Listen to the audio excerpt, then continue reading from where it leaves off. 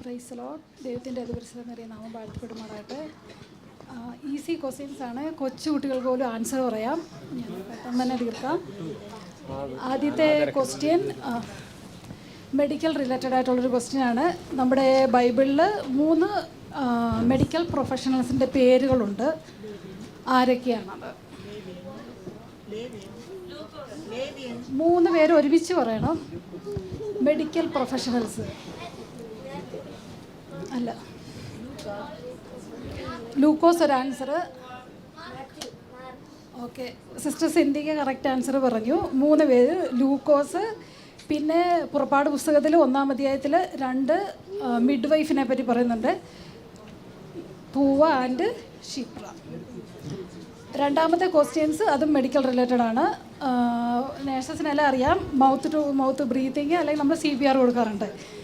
പഴയ നിയമത്തിൽ ഒരു മൗത്ത് ടു മൗത്ത് ബ്രീത്തിങ് അതുവഴി ഒരാൾ റെസ്ക്യൂ ചെയ്തതായിട്ട് കാണപ്പെടുന്നത് എവിടെയാണ്? സിസ്റ്റർ ജാൻസി കറക്റ്റ് ആൻസർ പറഞ്ഞു. 2 കിങ് 4:34. അടുത്ത ക്വസ്റ്റ്യൻസ് ഗോത്രങ്ങളെ റിലേറ്റഡ് ആയിട്ടുള്ളതാണ്. 12 ഗോത്രങ്ങളുള്ളതായിട്ട് നമുക്കറിയാം. ഇതിൽ സ്നാപക യോഹന്നാൻ ഏത് ഗോത്രത്തിൽപ്പെട്ടതാണ്? സ്നാപക യോഹന്നാൻ്റെ അപ്പനാണ്. അതർത്ഥം പെട്ടെന്ന് നമുക്ക് കിട്ടും. ലേവി ഗോത്രത്തിലാണ് സ്നാപക യോഹന്നാൻ. അടുത്തത് പുതിയ നിയമത്തിലെ പൗലോസ് ഏത് ഗോത്രത്തിൽപ്പെട്ടതാണ്? സിസ്റ്റർ ബീന സോളമൻ ആൻസർ പറഞ്ഞു. പഴയ നിയമത്തിലെ ശൗല് ഏത് ഗോത്രത്തിൽപ്പെട്ടതാണ്? Correct, sister Jancy correct answer പറഞ്ഞു. ജോഷുവ ഏത് ഗോത്രത്തിൽപ്പെട്ടതാണ്?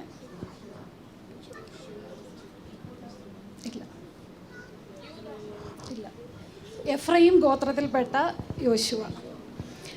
അടുത്ത ക്വസ്റ്റ്യന്, വെളിപ്പാട് പുസ്തകം 7-ാം അധ്യായത്തിൽ എല്ലാ ഗോത്രങ്ങളും മുദ്രയിടപ്പെട്ടതായിട്ട് നമ്മൾ കാണപ്പെടുന്നു.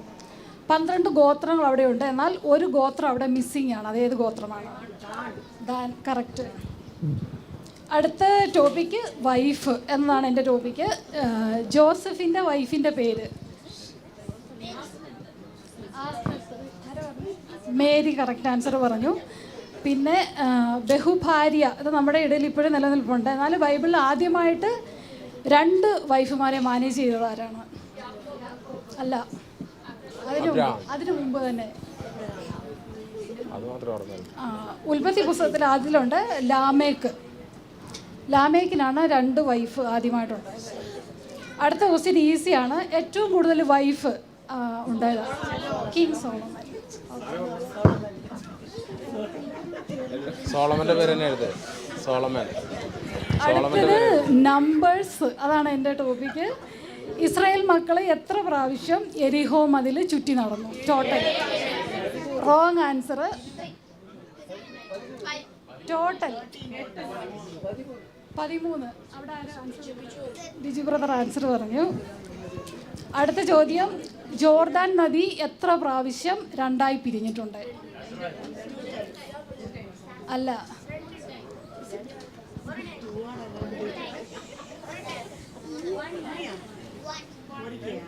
3 പ്രാവശ്യം 2ആയിട്ട് പിരിഞ്ഞിട്ടുണ്ട്. ഒന്ന് ആരാ ആൻസർ പറഞ്ഞേ? ഉമ. ഒരു പ്രാവശ്യം യോശുവയുടെ കാലത്ത് അവർ പെട്ടകവുമായിട്ട് കടന്നു പോകുമ്പോൾ പുരോഹിതന്മാരുടെ ഉള്ളംകാല് നിലത്ത് പതിഞ്ഞപ്പോൾ അത് 2ആയിട്ട് പിരിഞ്ഞു. പിന്നെ എലീശയും ഏലിയാവും അങ്ങോട്ട് പോയപ്പോൾ പിന്നെ എലീശ ഒറ്റയ്ക്ക് ഇങ്ങോട്ട് വന്നപ്പോഴേ. ഏറ്റവും വിലയേറിയ ആഭരണം ഏതാണ് ബൈബിളിൽ പറഞ്ഞിരിക്കുന്നത്? ഏറ്റവും വില കൂടിയ ആഭരണം? അല്ല, സദൃശ്യവാക്യത്തിലാണുള്ളത്.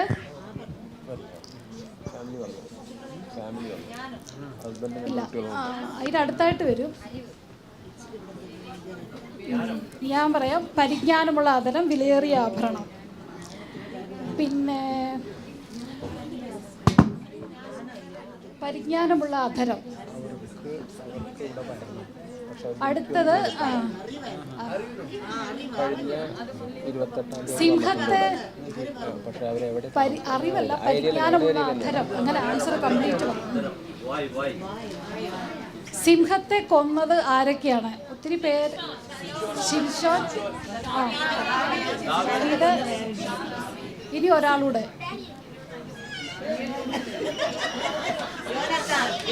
അല്ല, ഞാൻ പറയാം, ബെനയാവ് എന്നൊരാളാണ്. 2 ശമൂവേൽ 23:20.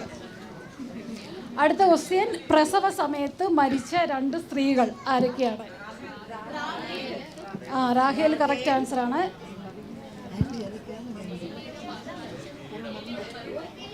ഏലിയുടെ, അതായത് ഫിനഹാസിൻ്റെ ഭാര്യ, കറക്റ്റ് ആൻസറാണ്. അടുത്തത് 666 എത്ര പ്രാവശ്യം ബൈബിളിലുണ്ട്? അത് ഏതൊക്കെ ഇടങ്ങളിലാണ്? വെളിപ്പാടിലുണ്ട്.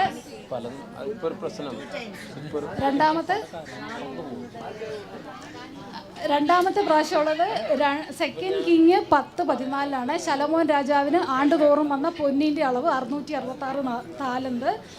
മൂന്നാമതുള്ളത് എസ്രയുടെ പുസ്തകം 2-ാം അധ്യായം 13-ാമത്തെ വാക്യത്തിൽ ബാബേൽ സംവത്സരം കഴിഞ്ഞ് റിട്ടേൺ എല്ലാവരും യെരുശലേമിലേക്ക് വരുമ്പോൾ സെരുബാബേലിൻ്റെ കൂടെ വന്ന ആൾക്കാരുടെ കണക്ക് കാണിക്കുമ്പോൾ അദോനിക്കാമിൻ്റെ മക്കൾ 666 പേര് തിരിച്ചു വന്നതായിട്ട് ബൈബിളിൽ കാണുന്നു.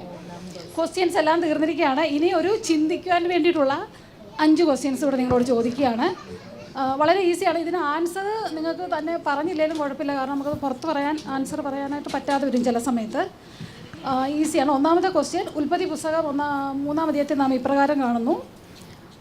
ഹവ്വ ഒറ്റയ്ക്കായിരുന്ന സമയത്ത് പാമ്പ് വന്നിട്ട് ചതിച്ചിട്ട് പഴമെടുത്ത് ഈവിന് കൊടുത്തു. ഇപ്പോൾ നമ്മളത് പ്രസംഗം കേൾക്കുമ്പോൾ പറയുമോ അന്ന് കഴിക്കേണ്ടിയിരുന്നില്ല, എന്തെല്ലാം കോംപ്ലിക്കേഷൻസ് ആയല്ലോ എന്ന് നമ്മൾ പറയും. ഹവ്വയുടെ സ്ഥാനത്ത് നമ്മൾ ഓരോരുത്തരുമായിരുന്നെങ്കിൽ ആ പഴം കഴിക്കുമായിരുന്നോ? അതാണ് എൻ്റെ ആദ്യത്തെ ക്വസ്റ്റ്യൻ. അതിൻ്റെ ആൻസർ നിങ്ങൾ നിങ്ങളുടെ മനസാക്ഷിയോട് തന്നെ പറയുക. എന്നോടുകൂടെ ഉള്ള ചോദ്യമാണിത്. അടുത്ത ചോദ്യം,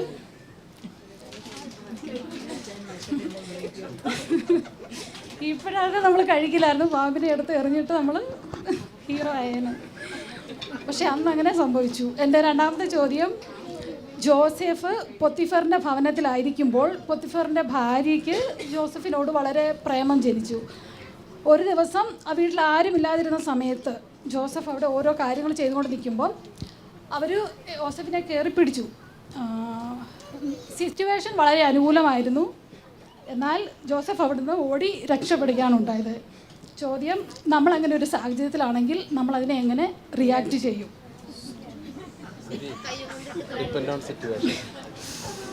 അടുത്ത ചോദ്യം,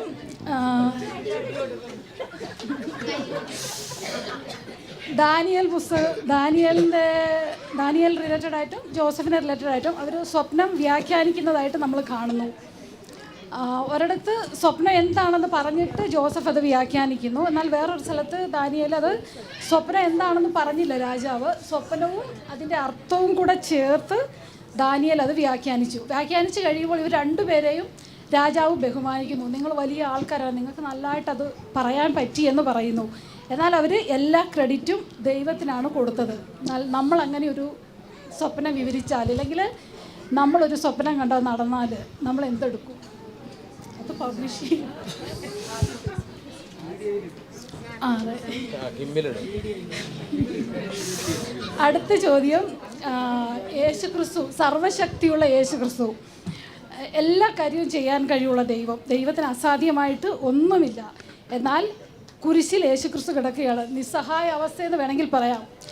രോമം കത്തിരിക്കുന്നതിന് മുമ്പാകെ മിണ്ടാതിരുന്ന ഒരു കുഞ്ഞാട് പോലെ അവിടെ കിടക്കുന്ന യേശുക്രിസ്തുവിനെ തന്നെ ഉപദ്രവിച്ചവരെ ഇങ്ങനെ ഒന്ന് നോക്കിയാൽ മതിയായിരുന്നു, ഒരു പക്ഷേ അവർ ദഹിച്ച് ഭസ്മമായി പോകുമായിരുന്നു. പക്ഷേ ഒന്നും യേശുക്രിസ്തു ചെയ്തില്ല, സൈലൻ്റായിട്ട് നിന്ന് എല്ലാം സഹിച്ചു. എന്നാൽ ഇത്രയും കഴിവ് നമുക്കുണ്ടെങ്കിൽ നമ്മളെ എങ്ങനെ ഒരു സ്ഥാനത്ത് കൊണ്ട് ക്രൂശിച്ചാൽ നമ്മളതിനെ എങ്ങനെ റിയാക്ട് ചെയ്യും? എൻ്റെ ക്വസ്റ്റ്യൻസ് എല്ലാം കഴിഞ്ഞു. ആൻസറുകൾ നിങ്ങളുടെ മനസ്സിൽ തന്നെ ഇരിക്കട്ടെ. ദൈവം എല്ലാവരെയും അനുഗ്രഹിക്കട്ടെ.